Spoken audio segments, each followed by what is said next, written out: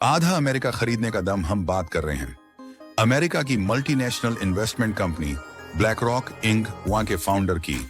यह कोई आम कंपनी नहीं बल्कि दुनिया की सबसे बड़ी एसेट मैनेजमेंट कंपनी है। क्या आप जानते हैं इसका asset under management 9.43 trillion dollar तक पहुंच चुका है। अब इसे भारतीय रुपयों में समझने की कोशिश कीजिए। 78 करोड़ 54 लाख 75 हजार 62 हजार रुपए।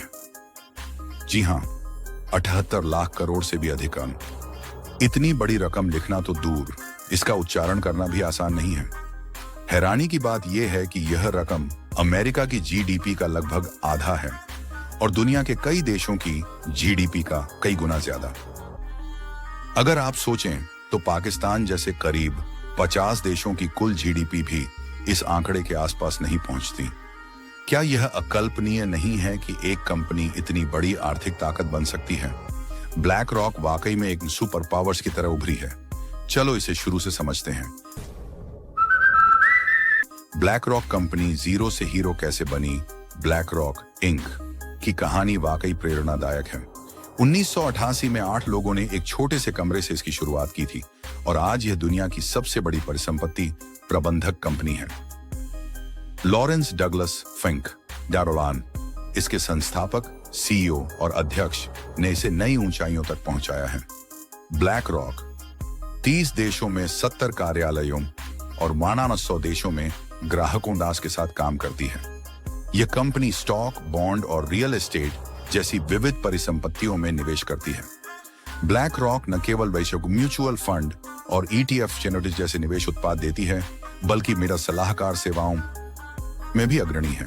सबसे खास बात, यह अपने निवेश निर्णयों के लिए सच आर्टिफिशियल इंटेलिजेंस AI और बड़े डेटा बीन का भरपूर इस्तेमाल करती है।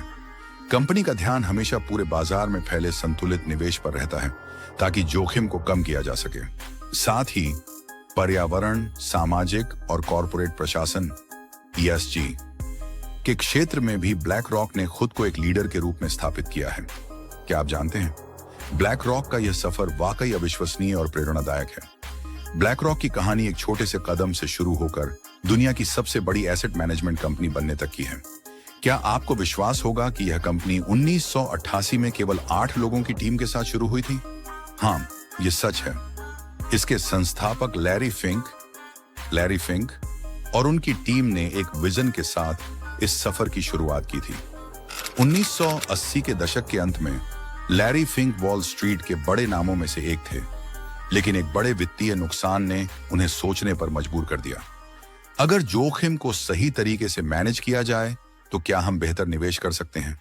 यही विचार ब्लैक रॉक के जन्म का कारण बना। फिंक ने जोखिम प्रबंधन और पारदर्शिता को अपनी कंपनी की नींव बनाया। 1990 के दशक में ब्लैक रॉक ने एक ऐसा कदम उठाया जिसने इसकी दिशा बदल दी। उन्होंने अलाडिन नामक एक तकनीकी प्लेटफॉर्म विकसित किया जो डेटा और एनालिटिक्स के जरिए निवेश के फैसलों को सटीक बनाता है।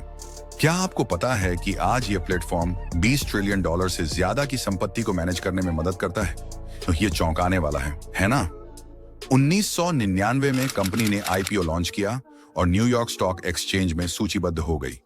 यह कदम ब्लैक रॉक को नई ऊंचाइयों तक ले गया। 2006 में कंपनी ने मेरिल लिंच की निवेश प्रबंधन इकाई का अधिग्रहण किया, जिससे इसका आकार 2 गुना हो गया।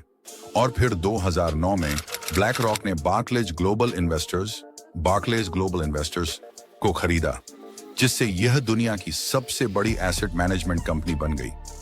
लेकिन सफलता इतनी आसान नहीं थी। ब्लैक रॉक को हर कदम पर चुनौतियों का सामना करना पड़ा। 2008 के वित्तीय संकट के दौरान ब्लैक रॉक ने अमेरिकी सरकार और बैंकों को सलाह दी, जिससे उनकी साख और बढ़ी। संकट के समय में लोगों ने देखा कि यह कंपनी सिर्फ मुनाफा कमाने की नहीं बल्कि समस्याओं को सुलझाने की भी काबिलियत रखती है। आज ब्लैक रॉक 9 ट्रिलियन डॉलर से अधिक की संपत्ति का प्रबंधन करती है। इसकी सफलता का राज है नवाचार, विश्वास और एक बेहतर भविष्य का निर्माण।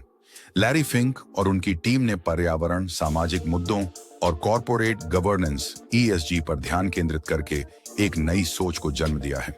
क्या आप सोच सकते हैं कि एक कंपनी जो केवल 34 साल पहले शुरू हुई थी आज दुनिया की सबसे प्रभावशाली कंपनियों में से एक है। यह सिर्फ मेहनत और दूरदर्शिता का परिणाम है।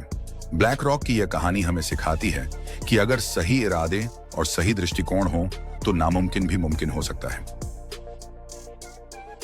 वीडियो पूरा देखने के लिए धन्यवाद। ऐसे ही नॉलेज बढ़ाने वाली वीडियो देखने के लिए हमारे चैनल किताब और जवाब को सब्सक्राइब करें और कमेंट करके बताएं किस टॉपिक पर वीडियो चाहिए।